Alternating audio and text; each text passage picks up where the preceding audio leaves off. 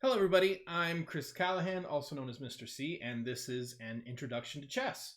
So, what is chess? Well, it's a board game, but that doesn't tell the whole story. It is the king of board games. It's the most popular board game ever in the history of human civilization.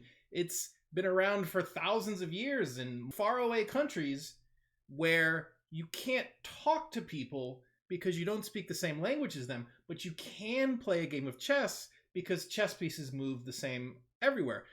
You could even get in your time machine and go back 500 years ago and play a game of chess with no problems at all with the people back then. You could go back further than that too, but a few of the rules would have changed. You'd figure it out pretty quickly. It's actually not so different. Another cool thing about chess is that kids can be just as good as adults, and it's because, unlike other sports or games, it doesn't matter how strong you are, it doesn't matter how fast you are, it doesn't matter if you're tall or short. None of that helps. The only thing that helps you be good at chess is being good at chess. So it's very common for kids to beat adults. In fact, for my kids' students, I almost expect them to start beating their parents at some point, because you have a kid that goes to chess club every week and they study a bunch in their own time and they go to tournaments on the weekend.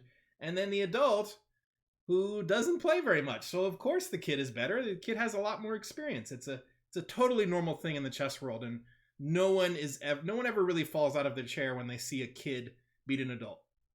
So how does this game work? Well, you have two players. One side is playing white, one side is playing black. That means one side controls the white pieces, one side controls the black pieces. They sit across from each other. The pieces are sitting on a board with 64 different squares. Don't bother counting them. There are 64, I promise you. And you just take turns moving one piece from one square to another. And this is the game. Now, the thing you might notice right away is that all of these different pieces move differently.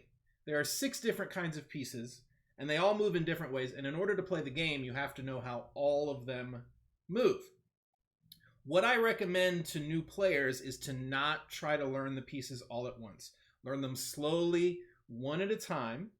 And for the very beginning players, I even sometimes have them play with just pawns. So they start out with just pawns and play with only pawns.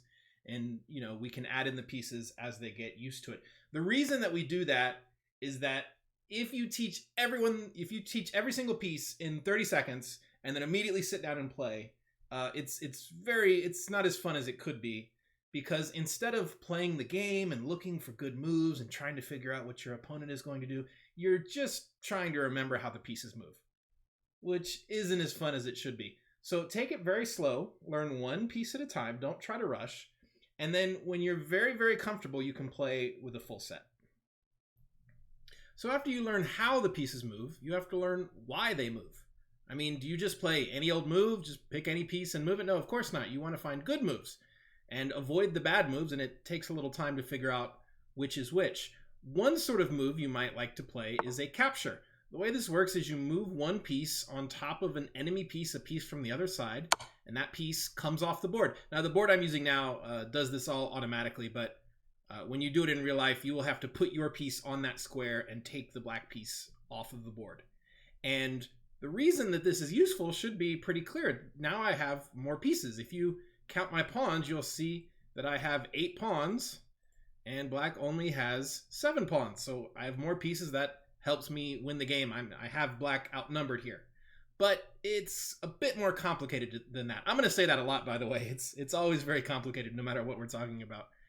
You see, you could have more pieces taken than the other person. You could have more pieces on the board, but the other person has more powerful pieces. So if you take one really powerful piece, you might not mind if your opponent has 3 or 4 smaller, less powerful pieces. It's not as simple as just adding up the number of pieces you have. Okay, so once you know which of the pieces are the powerful ones, then you just add up who has the most powerful pieces, and then you know who's winning, right? Well, not quite. You see, even if you took all of the other person's most powerful pieces, it wouldn't matter if they got your king. King is this guy right here, the one with the cross on his head. Here's my king over here. And he is how you win a chess game. If you get the other person's king, you win. If they get your king, they win. You don't actually ever take the king. Again, it's complicated. We'll get to this later. But suffice to say, if you get the king, you win. So if you have a situation where you have gotten all of your pieces taken, they're just dropping like flies, they're all gone, and somehow with your last piece, you get the other person's king, you win, and it doesn't matter how many pieces you have. Maybe all of this is sounding complicated, and to be honest, it is. But that's okay. That's what makes the game fun. No matter how long you've been playing chess, there's always something new to learn. There's always some new thing to see. Don't worry too much about all that. Just learn how the pieces move and have fun.